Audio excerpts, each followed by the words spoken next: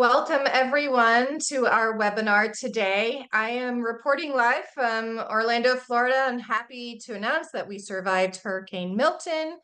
And I know we could spend a whole webinar talking just about human trafficking and disasters and how that's all interrelated. But today, we are pleased to announce that we have LOUIE Greek from Truckers Against Trafficking, who's going to be talking to us a little bit about the demand side and what their organization does. So LOUIE is a coalition build specialist with TAT, a 501c3 organization that exists to educate, equip, empower, and mobile members of the transportation industry to combat domestic sex trafficking. He speaks around the country about TAT's mission to law enforcement and the transportation industry. Mr. Greek has over 22 years of law enforcement, military, and humanitarian aid experience and has been fighting human trafficking since 2013. In Thailand, he assisted in the creation of the Thailand Internet Crimes Against Children Laboratory at the Royal Thai Police Academy, which is responsible for hundreds of arrests related to human trafficking. From recovering victims while working on human trafficking investigations internationally, to working local US law enforcement, to overseas military deployments. He always has a desire to serve. And we're so grateful for him being with us today. And I will go ahead and hand it over to him. Welcome, LOUIE. Great. Thank you very much for that intro. So I'm with Truckers Against Trafficking. We now kind of go by TAT for short. And TAT has existed for the last 15 years, really focusing on the transportation industry and other related industries as it goes as far as energy, busing, school transportation. And typically our presentations focus on our work with the transportation industry. But today I want to focus more on the root cause of human trafficking, the demand aspect. And so over our last 15 years as an organization, we've really recognized the need to combat human trafficking, specifically sex trafficking at that core. And at that core is kind of the unfathomable amount of money that is made through the buying and selling of oftentimes marginalized and vulnerable human beings. To really truly put it into this crime, we need to address the demand for commercial sex. Because if individuals no longer purchased commercial sex, viewed pornography, went to strip clubs, or subscribed to sex cams, then the epidemic of our young girls, boys, men, and women being exploited would be gone. And so we have created our man-to-man campaign and our addressing demand resources to really kind of help those who want us to join us in this problem, or join us in this fight where the problem starts, and really kind of play this meaningful role in combating human trafficking. From a corporate perspective, so we work with a lot of companies like Amazon, UPS, various trucking companies, energy companies out there. From a corporate perspective, addressing demand is not only a good business practice as it is the right thing to do. You know, these companies that we're partnering with are taking preventative actions, demonstrating a high value of business conduct and a value of life. All while mitigating, risks or costly and embarrassing incident that may happen at a workplace. So today we'll kind of examine the demand for commercial sex, the impacts of pornography and how that's related, who those are kind of affected by this crime and that demand, and then really what you can do as individuals, collectively, as coalitions to put a stop to this. So you might be thinking, well, why focus on the transportation, the logistics, and energy industries? The reality is that human trafficking is happening in a plethora of industries, from industry sales to the food industry, manufacturing, labor in regards to agriculture, and within the transportation and energy industries, a lot of these roles are predominantly filled by males, even today. So this not only makes them a target for traffickers looking to exploit vulnerable individuals in that industry, but it's also a place where in culture where some potential toxic masculinity can play a role in spread. So that's why these frontline workers are so important to us, especially as it relates to combating human trafficking and really creating a culture where individuals don't engage in this activity and really value human life. This is where men and women in these industries can kind of be these change makers and leaders to look up to. From maybe seeing that frontline worker or that truck driver being trained on human trafficking and reporting it to a hotline or law enforcement if they see something, or to companies adopting an anti-human trafficking persons policy that we'll talk about, or to states, working with states that actually create legislation that requires drivers and CDL holders to become trained on human trafficking. We are really seeing a difference. However, we still have a ways to go, and addressing that demand part is probably the most important parts of this process. I think many of you attending today probably already know that human trafficking is a $236 billion criminal activity that was just changed in the last few years as they updated numbers. And so it's really grown. It's the second most profitable criminal activity out there next to the drug trade. And whether it's that t-shirt manufacturer that wants to make more of a profit by not paying their workers, their garment workers, or it's that street level pimp or trafficker that's maybe running two or three girls, or it's that international criminal organization that's running drugs, money, and people. They're all going where the money is. That's really the motivating factor for this crime. And in the case of sex trafficking, who's giving all that money? Where's all that money coming from? It's actually coming from the buyers. So this crime really starts and stops here. You know, if we were to go out and law enforcement were to arrest all traffickers today, put them in jail, you'd actually have a whole new set of traffickers the next morning. Why? Because of that demand for sex trafficking, that demand for sex. There's always going to be this desire and money to fuel the next traffickers. So it's the buyers that are generating what traffickers are selling. And probably the most important thing to take away of today's presentation is that if there was no buyers, you'd actually have no victims, and you would be able to eliminate this, at least the sex trafficking aspect of it. Um, this really is central to the issue of this fight because we can't really make a dent in it unless we kind of really focus on this cultural mind shift that I'll talk about in addressing demand. Unfortunately, traffickers know that there's a huge market for this, for what they're selling. Otherwise, they'd go and sell something else. Now, when it comes to demand, and we'll kind of talk about this also, is it's not about shaming buyers or shaming men for certain acts. We really want to have an approach that we feel that has been successful approach of where this is an opportunity to educate individuals out there, educate young men and women about the realities of human trafficking. This is an opportunity to talk about our behaviors, maybe our jokes, and ways that we can kind of protect our fellow human beings, as well as our children from being exploited as it relates to this crime. So what is demand? Demand is created by both men and women, but typically it's predominantly created by men who seek it to purchase sexual entertainment. And that could be whether they know that person's being trafficked or not. Um, and as a reminder, just kind of here in the United States, human trafficking under our laws is when someone has been subject to force, fraud, or coercion, or they're under the age of 18 and they're involved in commercial sex. And that commercial sex has many different forms, and it's changed, especially with the dawn of the internet. So it could be street-based prostitution, it could be brothels, strip clubs, illicit massage parlors, but it also could be through pornography, dating apps, unfortunately, those kind of dating apps for international dating as well. And then as well as some of the apps that we have for live sex cams.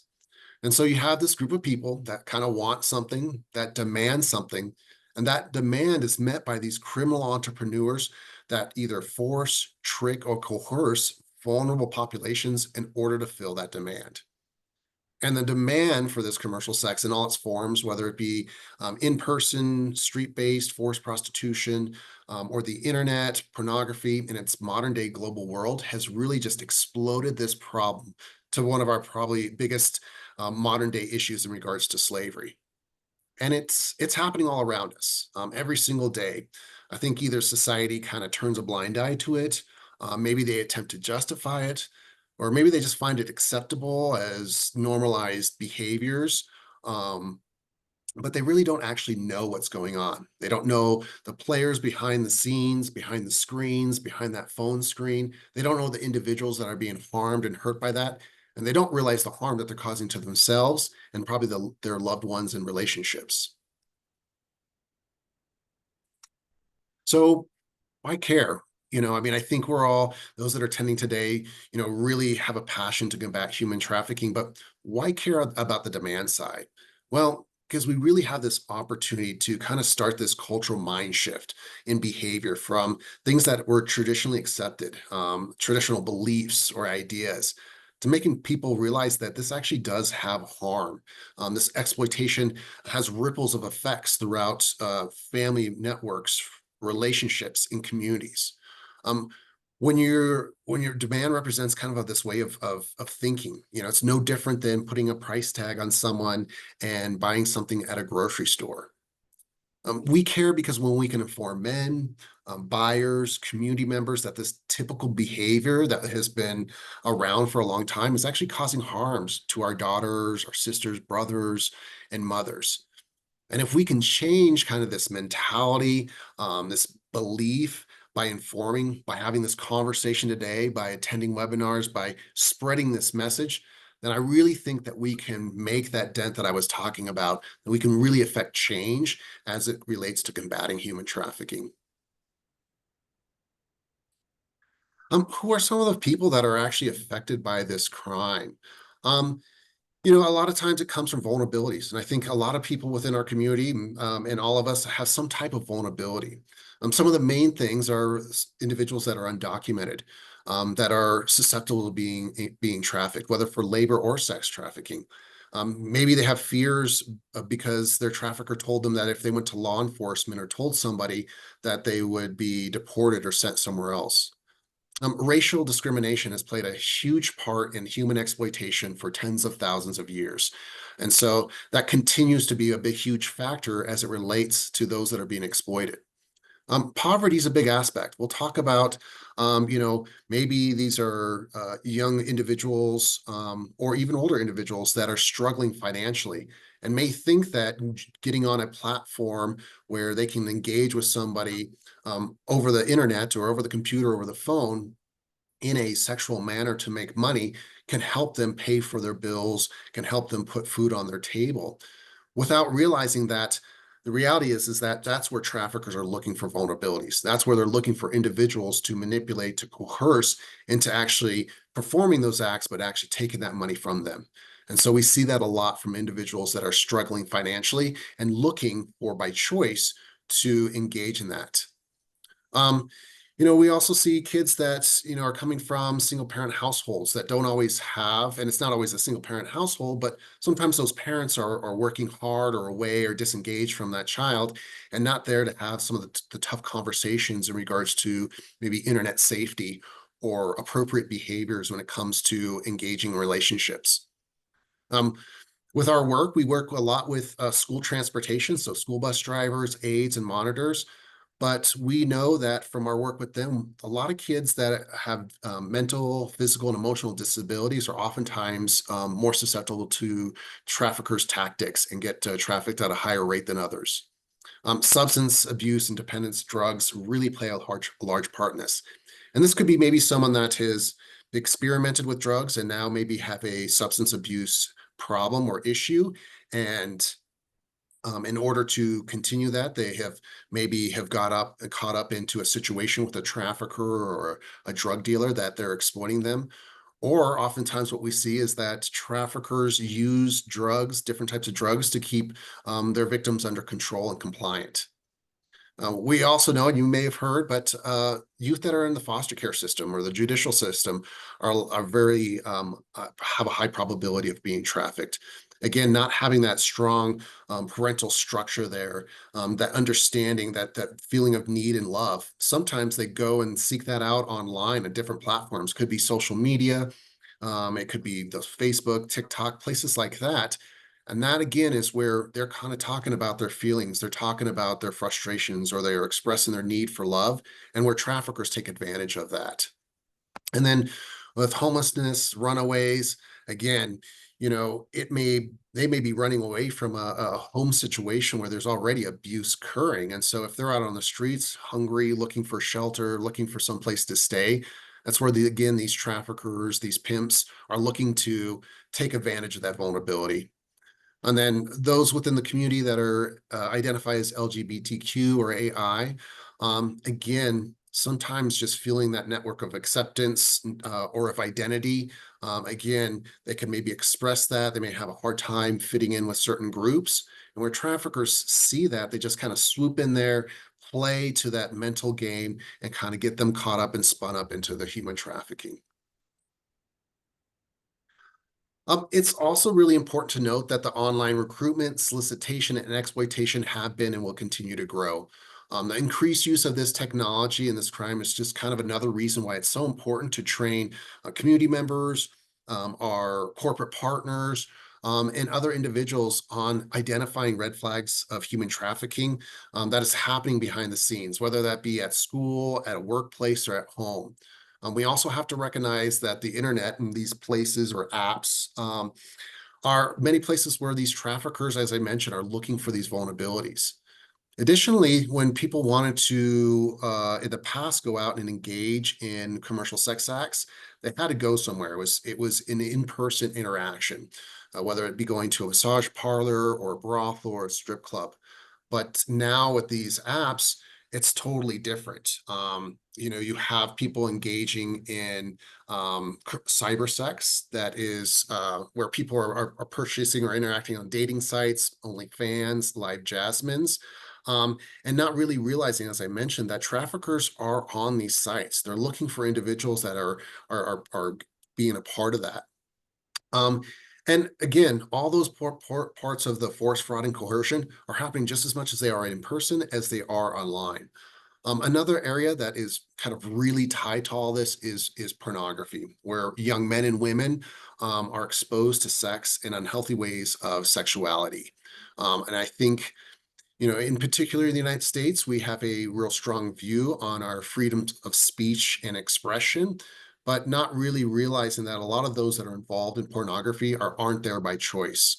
They're forced to make those videos. We have such a high demand for individuals that may not have, may not feel like they want to go somewhere in person to engage in this. And so they feel like they can do this in the secrecy of their homes or behind closed doors. But it's creating such a demand there. There's a lot more people with the dawn of the internet that is wanting to engage in this type of activity. And so, in order to create that material, traffickers, individuals, pimps have to go out there.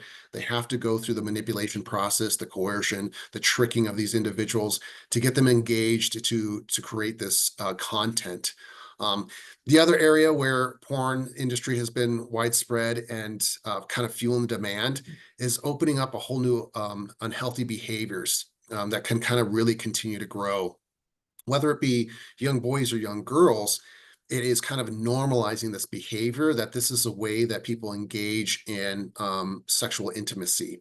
And a lot of times that's where our youth are learning that.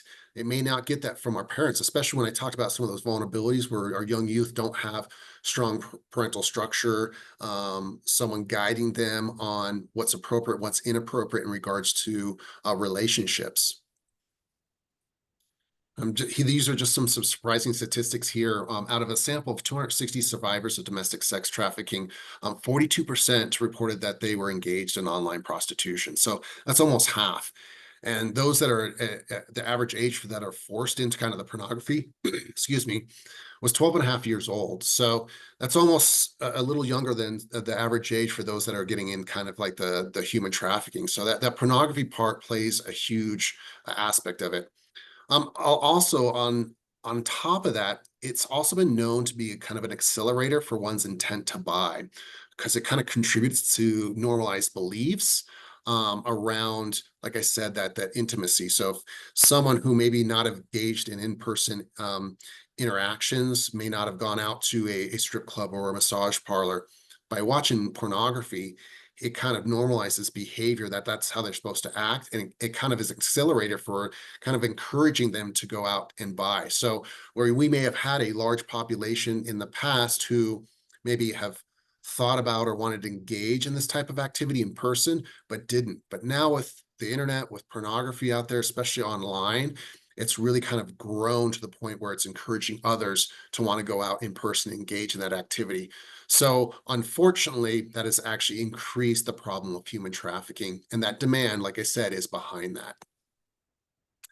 So, in response to all these realities, so, I kind of really explained a lot of heavy things there. But in response to that, our organization recognized the need to address human trafficking, specifically that demand and addressing demand. And so we created our man-to-man campaign that I'll talk about here, and a series of resources for the industries that we work with, as well as the general public. The first one we'll talk about is our 40-minute video that is it's outstanding. I really encourage you to watch that. Kind of talks about what you can do and the catalyst behind the cultural change in protecting more lives. Along with that video, we have other additional printed resources that I'll talk about and how you can implement those in kind of your daily lives or the work that you do to combat human trafficking. So I encourage you, after I kind of share some of these resources here and after the webinar, everything is free of charge from our organization, whether it's related to addressing demand or other materials, whether it be youth on transportation, the trucking industry, for truck stops, that you order those, you take advantage of those, and you spread that message and this message today throughout your communities, throughout your networks of friends. Because I can guarantee that a lot of people will benefit from hearing this message, not just from human trafficking. I think those that are probably attending today are very passionate about the issue of human trafficking. But again, if we have more conversations like today about the root cause as it relates to a demand, I think that message could really have a lot more ripple effects on change. So what can you do? How can you be a change maker even more so than the work that you're doing as it relates, whether it be as an individual, maybe at your workplace, as a coalition, or maybe faith-based or sports groups that you're involved in? So I want to share some of these resources that you can kind of take away, some action steps for you to walk away with. Most importantly, and I don't think this needs to be said on this platform, but most importantly is, as an individual, don't engage in purchasing commercial sex. Don't watch free or paid sites, and don't go to strip clubs. Don't go to some of those illicit dating sites.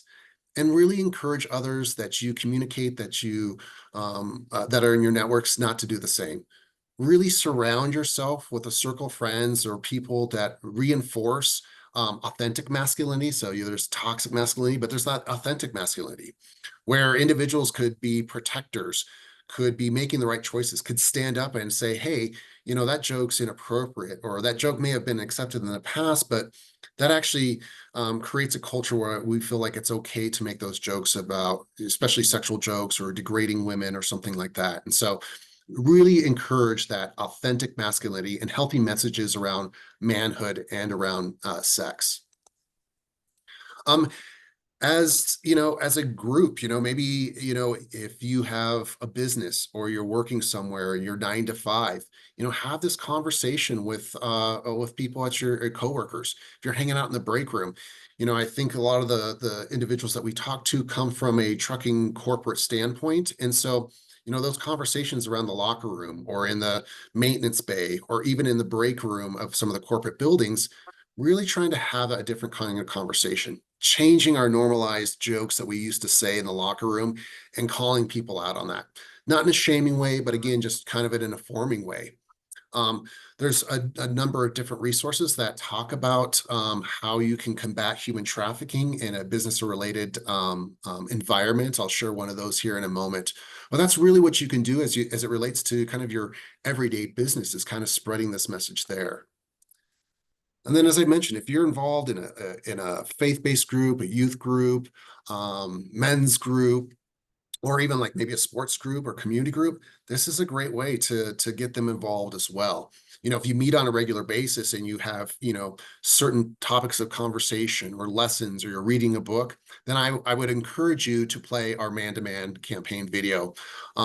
It's really powerful. It's about 30 minutes long, and it's a great way to just get everybody engaged. And we do have questions that are helpful in a discussion, a follow-up discussion and dialogue. So that's ways that you can do it that is collectively within your networks. I also want to kind of talk about some of the additional resources that we have. There's also great books out there. I was fortunate to help with a book that's called Men Fight With Me. It was written by Alan Smith. And you can kind of Google that, Men Fight For Me, out there. It's a book that specifically talks about that authentic masculinity versus that toxic masculinity. What men can really do, mostly in particular men. And again, we're speaking to many different audiences. And I think this goes hand in hand to both men and women. But again, I think men in particular, because they're the majority of the buyers, really need to hold each other accountable and encourage each other to, stop that normalized behavior, stop some of those jokes, and really kind of be leaders, not only in their workplaces, in their communities, in their clubs, but especially to young men, encouraging young men not to view pornography, not to go to those sites, and informing them why, not just saying that's bad, but why, the message behind that, and what the harm that causes. This is just kind of a screenshot from our man-to-man campaign video. After today's presentation, I believe that'll be shared. A link to that will be shared. Again, it's really powerful. You can watch that on your phone. You can watch that in the evening. But again, I would just really encourage you to take some time to listen to that. As much as I can talk on today's virtual presentation about the demand, I think watching that video will be way more powerful than anything I can say. So I do encourage you to check that out. We also have some printed materials. So this is our wallet card.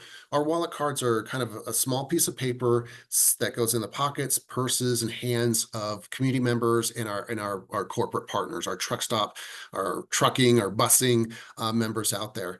And it kind of talks about the push-pull factors of how demand plays in human trafficking.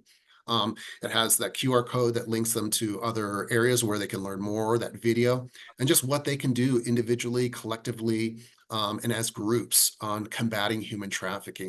And what this is great, if you guys are interacting with or have different community events, or that you're going out there and doing outreach or awareness campaigns, these are great to just have on hand and share with people out there. Or as you're kind of talking and spreading the word and the news and awareness about human trafficking, just a simple piece of paper that you can hand out to individuals. Again, free of charge, can easily be ordered on our website.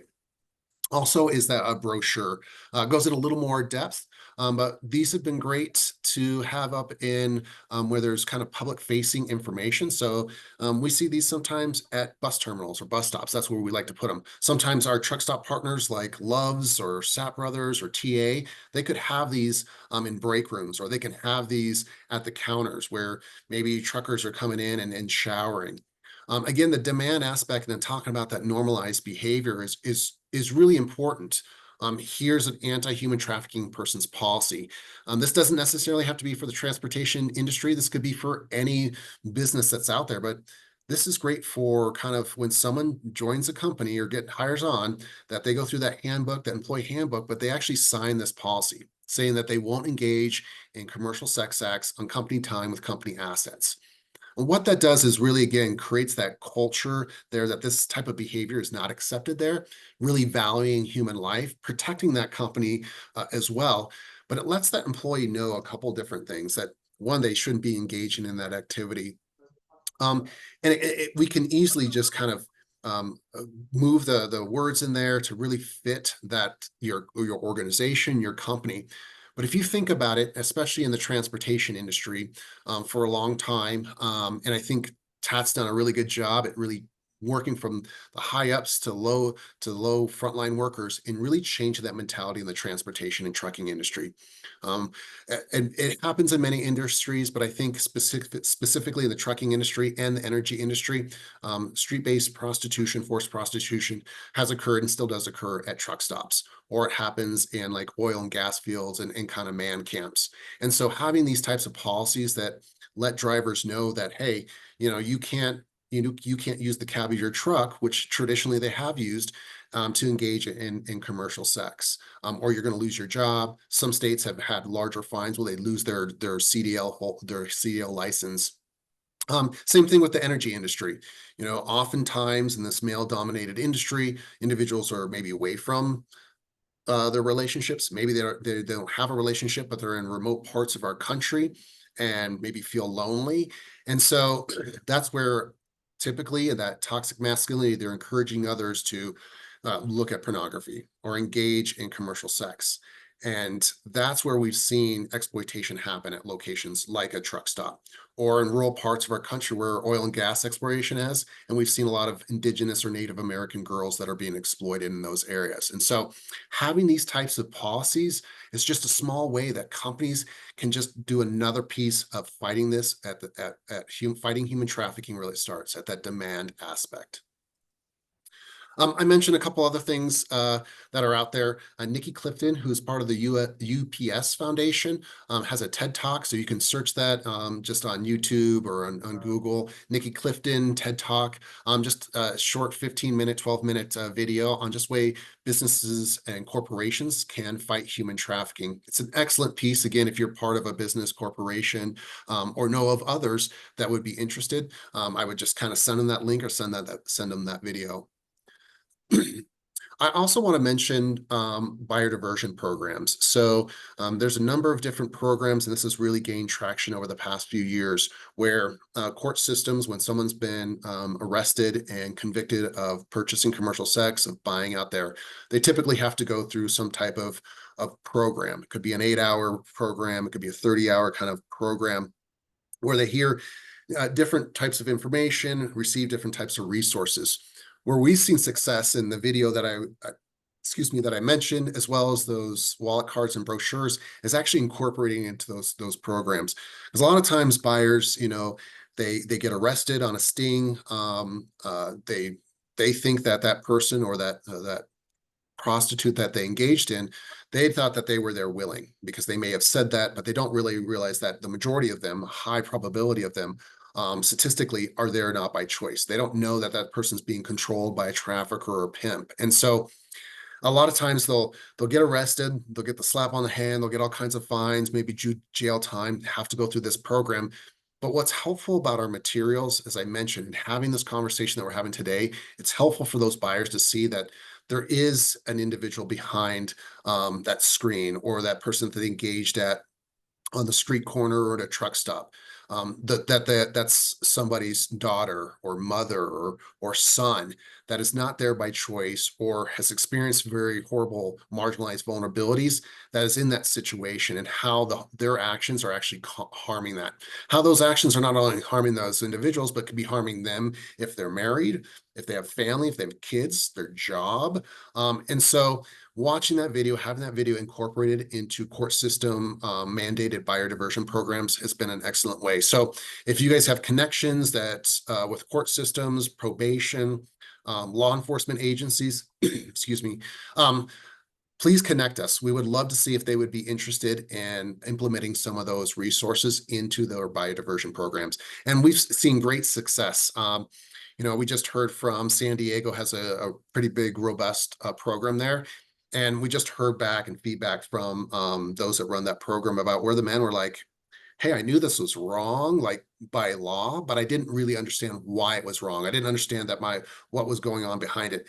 Sometimes they don't even realize that there's human trafficking plays a part in it. They go through this program or they get arrested, but they don't think it's human trafficking. And so when they hear kind of the human trafficking piece there and how they were involved in the human trafficking cycle, it kind of really wakes them up.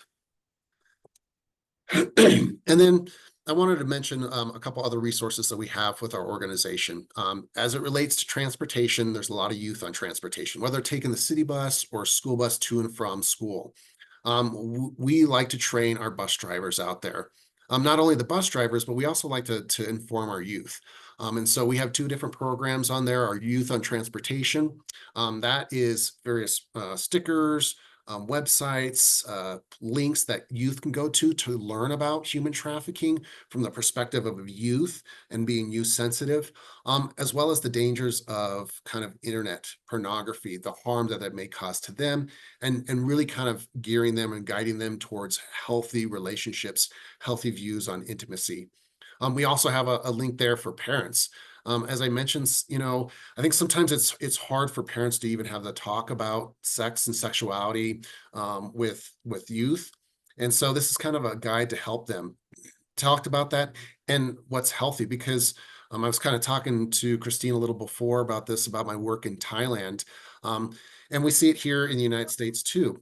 A lot of men and fathers take their sons to a strip club or get an escort or take them to places like Thailand to induct them into manhood and in a very extreme unhealthy way to share or influence a youth on relationships and kind of an unhealthy normalized belief on that. And so these are great resources for parents to be able to have a conversation with their kids about the dangers that are out there as it relates to the internet, about vulnerabilities of traffickers luring on there, and then ways to talk about healthy masculinity, healthy relationships, healthy intimacy.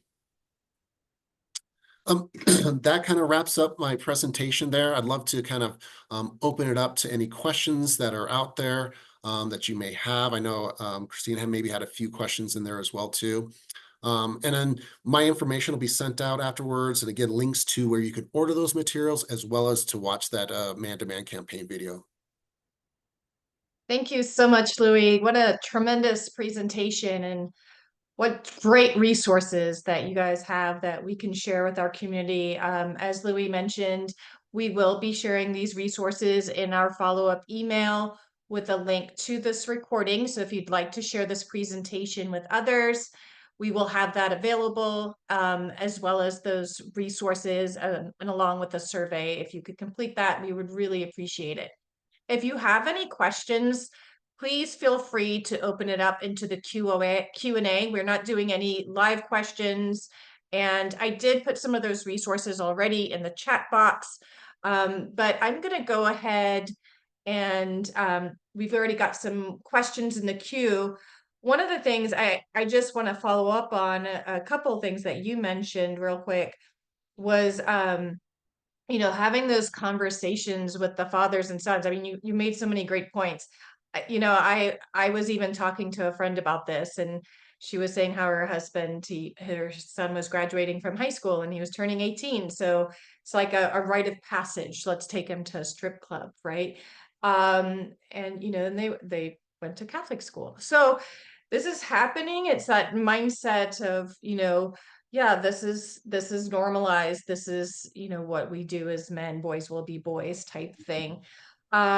I love that you have so many great resources for men. I feel like a lot of our churches have so many men groups that could use this information, and we often don't get requests from them for presentations. And I've been to so many conferences and meetings and different task force where the majority of the people in this fight, or we don't want to say fight, but in this cause, are women, right? And to Mhm. see that men are involved with this as well, and there's ways to engage them, is so empowering. The other thing I just want to mention too is you mentioned the pornography, and wow, I mean, that's, obviously driving the demand as well. And I just wanted to share, I know I watched a webinar, and one of the things that one of the people that run some of those diversion programs mentioned was when he meets with the men, he may go to some of the sting operations, he's found that every single one of them have either viewed pornography or are addicted to pornography. Mhm. So, such important information to make a note of and to really think about when we're tackling this issue. All right, so I want to go to our first question, which was regarding the demand. So the question is it really only demand, or is it partly due to the internet opening up new and easy forms of perversion and abuse? plus behaviors that otherwise would not be available, such as live streams, directing sex acts from abroad, and so forth. Yeah, I definitely think that the internet has played a huge part in this. But I think, I think even before that, that demand aspect existed.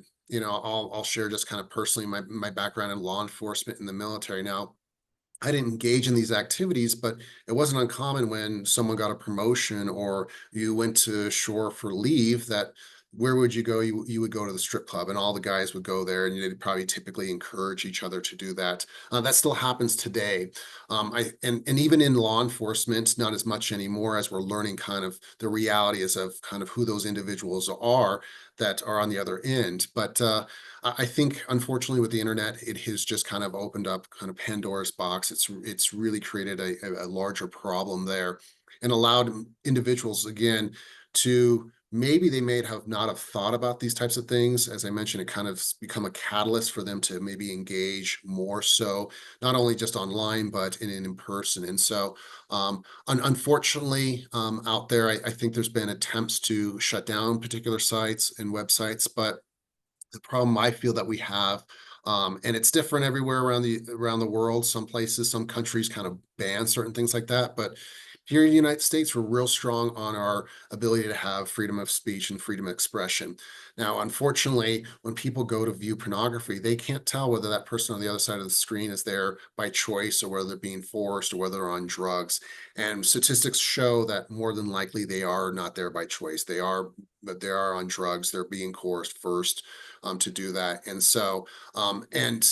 again, you're having a lot more people have the accessibility to be able to view that type of material online. And so again, it's really kind of snowballed and created a larger problem. Yes, for sure. There was a football player that was arrested for underage sex trafficking buying. And, one of the things that he had mentioned in an interview was like, this is, prostitution. It's the oldest, vocation out there. And it's really not. Yes, it's been around for, since biblical times. But it's really the oldest story of abuse. Hmm. Um, and I think there's often that misconception of yes, that um, these women are doing this willingly, and it's basically a means to an end. But the other thing I think I wanted to mention too was when I spoke with law enforcement who did human trafficking busts and sting operations and so forth in Pasco County. One of the investigators said about 80% of the women he came across that were in prostitution are actually sex trafficking victims. Um, and they actually did one in a strip club, and they wanted to arrest one of the women, and she just begged and pleaded, like, please, whatever you do, like, don't let my kids know about this and so forth. And he ended up did not arresting her, and connecting her with services, and she was able to go on and get her education and so forth. And he received a lot of flack for that, like, for not arresting her. And they're like, and he was like, well, she is a victim, she's not a criminal. And I think sometimes we have to remember that while they may appear to be doing this willingly, that it's not always necessarily a choice that they have. Um, and so let's go to our next question. How can the physical disability be profited by traffickers? So I guess they're asking, how can people with physical disabilities, how are they profiting from that? Yeah. So, you know, just in some examples that we've seen individuals that had kind of mobility disabilities. And so again, traffickers look to ways to kind of manipulate that way. Sometimes in regards to, and it kind of relates, and I'm going to try to use an example of an individual without kind of going too far to the story, but um, was a was a young girl that was disabled in school. She had mobility issues, got teased a lot. couldn't really fit in. People kind of alienated her, isolated her. And traffickers saw this. They saw, as that trafficker waited out at where that bus stop was, saw the way the other students were treating that individual, treating that girl based on her disabilities. And so the trafficker saw that that individual was looking for a friend, was looking for connection, someone to be there. And so posed as kind of being that friend, trying to,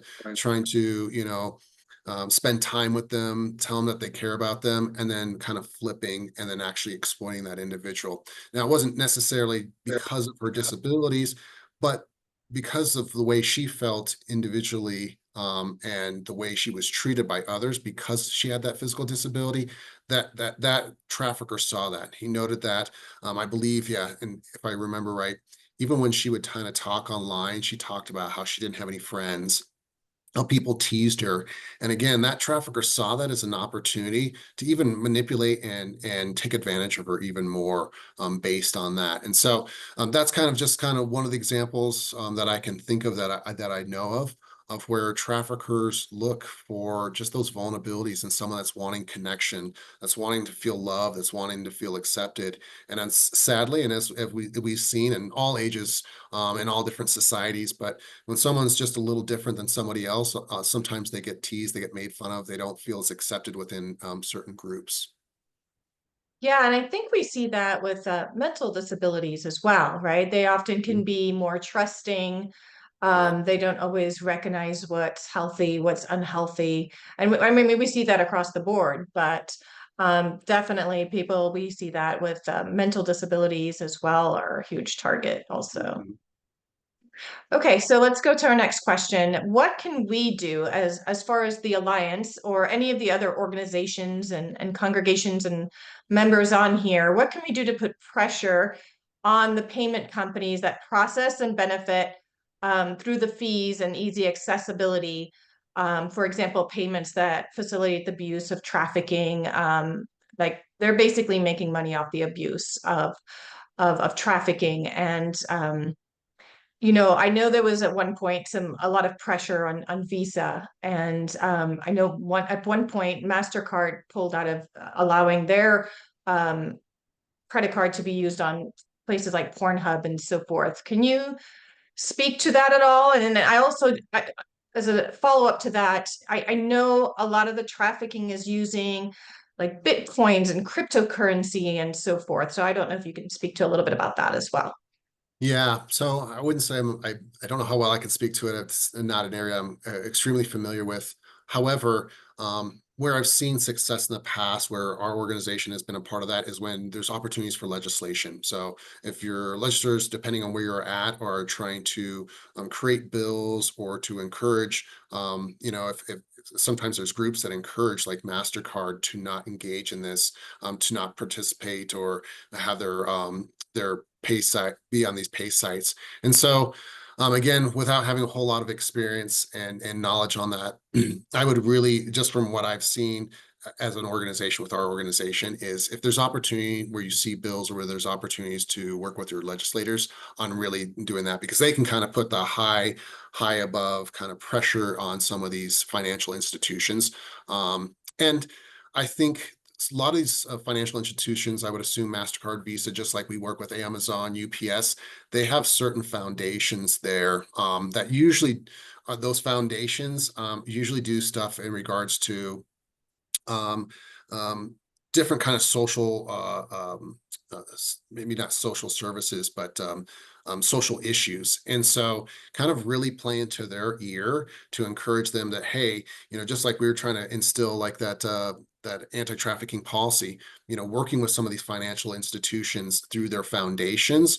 And usually those that are involved in the foundations are working with various communities, for working with various groups to kind of, build up and lift up the community, individuals, people out there, social issues. And so I think they would probably be the best people to kind of, have their ear and having pool with the larger corporate decision makers, from those kind of financial institutions, and not participating or not gauging or not allowing their use of their, fees as part of their, certain platforms out there, like you said, on Pornhub. Yeah, and I will say the traffickers and the buyers, they can be so resourceful. So, we took down Backpage, right? But then, which was great, except now everything popped up on the dark web. And so, which made it even harder for law enforcement to really work a lot of those cases. And I think we probably see that too. I definitely agree. Like, we should make it as difficult as possible for people to buy pornography and sex. But then you're going to look at some of the other ways that they will use currency, like that cryptocurrency or that Bitcoin, and which, once again, law enforcement is really struggling to track that money flow and so forth. So not ever an easy answer, right, when it comes to addressing some of the demand and some of these issues. All right, so Yeah. let's go to go ahead. Oh no, yeah, I was just as a caveat. I mean, I do feel, especially in that lab that I was part of in Thailand, the Thai CAC, or Thailand Internet Crimes Against Children. A lot of that thing is going after the financial aspect of that. But with the internet, like you said, with Bitcoin, I do feel law enforcement, both here domestically and internationally, is just kind of really playing catch up, as these new platforms come out, as these new ways that traffickers or criminals are looking to manipulate the system. Unfortunately, our laws and our technology is really having to catch up, law enforcement having to catch up. So I think it's a continuous process in trying to combat that aspect from the financial point. Yes, for sure. Do you have any stats on the number of rescued victims or anecdotes of traffickers who have helped stop trafficking?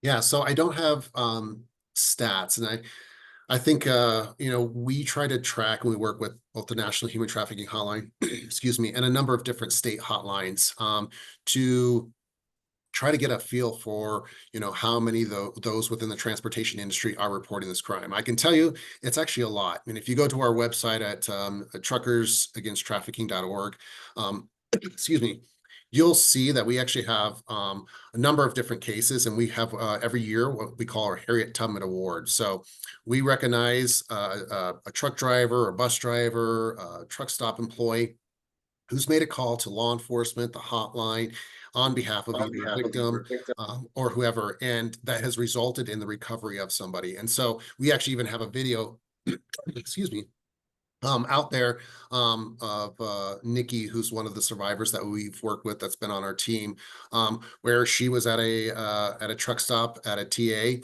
and a employee made a call on behalf of her and was able to get her out of a trafficking situation. So without kind of looking at the page right away. But if you do go to our website, we do kind of have, I think it's about or somewhere in there, we do have success stories. We have lots of success stories. Actually, as a matter of fact, every year we actually have to choose, one or two of those out of the many kind of case stories, case examples that we get of drivers, frontline workers that are making calls. And the more that we are kind of working with the industry, saturating the industry with our materials, changing that mind shift there, we're just seeing more and more of those calling. Because again, our concepts here at TAT is with these drivers, these frontline workers, they're everywhere. They're in businesses, residential, rural neighborhoods. I mean, you name it, they're all over the place. If you can imagine your UPS delivery driver or Amazon, as much as you get a package every day, they're out and about, and so they see a lot of things that the general public does not. And so if they were just trained,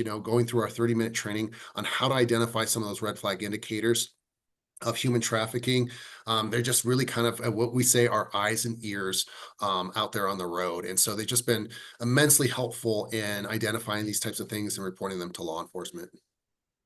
Yeah, and I think it's important to know, like, truckers maybe sometimes get a bad rap, but they're working to support their families, they're keeping our country running. And there's some great people out there like you guys that are actually working, for this cause.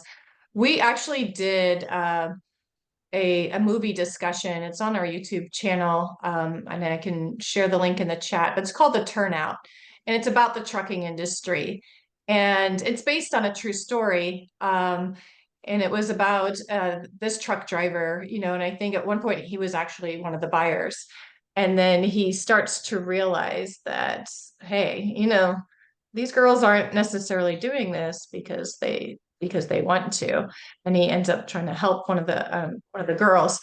But yeah, so you know, I'll share that in the link. But it's a great film to that really addresses trafficking in the trucking industry as well, and that's called The Turnout. Um, all right, we have another question. Actually, we have quite a few questions, and we got about 5 minutes left. But one of the questions is, do you engage with victims of TIP as well? Do you support victims or provide services? Yeah, so we don't necessarily, as our organization, engage very much with victims of human trafficking.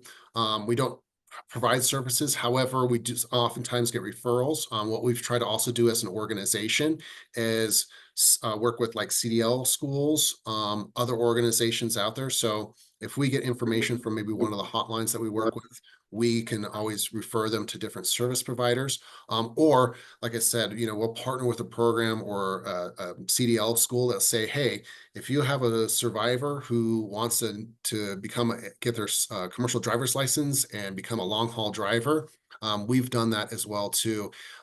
We've Sometimes we have companies that offer bus tickets that if survivors need to get to court, need to travel across country, get the family members, be reunited with family members, they'll donate free rides, free bus tickets, and transportation there as well. Yeah, and I know transportation definitely is something that we don't always think about, you know, how they need to get home, or they need to get to their appointments and so forth. So that's always huge. All right. This person's asking about if you cover trafficking homes, whether in rural city or suburbs, rental management companies involved providing trafficking hub homes. Are you familiar with that at all? I'm not too familiar, but what I will just kind of plug in real quick is we have a specific program and video and training on move in, kind of those that do people that move people's homes, like move their furniture and things like that. So all those people are all those individuals that are employed on moving people's homes. They are going to people's houses all the time. They can sometimes see things. They can sometimes see homes that are actually maybe being used to house or traffic victims, whether it be sex trafficking or labor trafficking.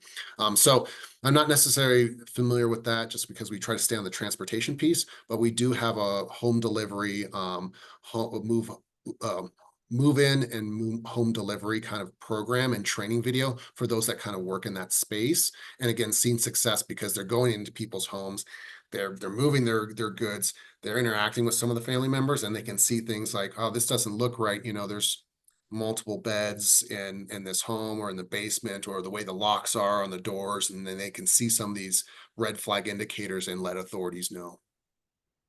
Right. Well, and we have someone joining us from Honduras, and they're curious, and I know someone else was going to be joining us from Malaysia, so we've got people all around the world. But they're curious about Central American partners that help spread these resources. Do you know of any? Do you partner with anyone in Central America or? Our organization does not. We do work with a organization out of Mexico that kind of works with the transportation industry. Here at TAT, we're kind of really niche specific in the transportation space, but I know there's a plenty of organizations, nonprofits that are both based in the United States and based in Central America. I don't know off the top of my head. I'm happy to do some research, but I do know there's organizations that are in Honduras that are both US based, European based, and based there, nonprofits that are working in the human trafficking space. Yeah, and I would just like to mention too that the Alliance is also a member of Talitha Kum, which is an international network of sister congregations that address human trafficking. So we can definitely look into if you want to email us. My personal email is Christine at Alliance to End Human Trafficking, or you can email info at Alliance to End Human Trafficking, and we can see if there's anyone in that area that may have some of those resources that you're looking for as well. Um, well, we can take maybe one more question. I'm so sorry we didn't get to all the questions, and we had a lot. So Louis, is there a email address or a way to contact if they didn't get their question and wanted to get some answers? What's the best way that they can reach you? Yeah, my email address is lgreek@tatnonprofit.org, and I can put that in it's in the chat there. Nonprofit.org. I'm putting in there Yep. now. Okay. And feel free, anybody that's attending today, shoot me an email. If I don't know the answer, I'll definitely kind of look for a way to find the answer for you. I'm happy to share more resources. If you need some of that printed materials, I can send you links and send you where you can order those, and I can ship those out to you personally as well.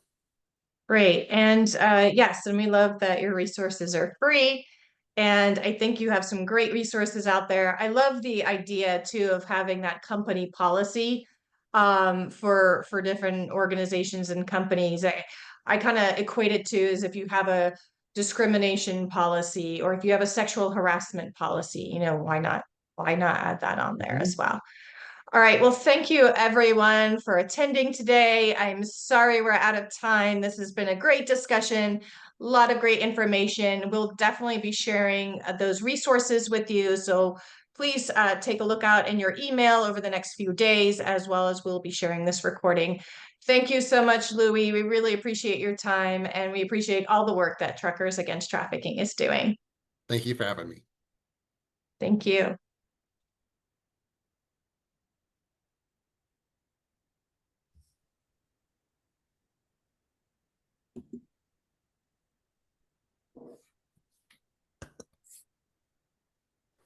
So I don't know if there's a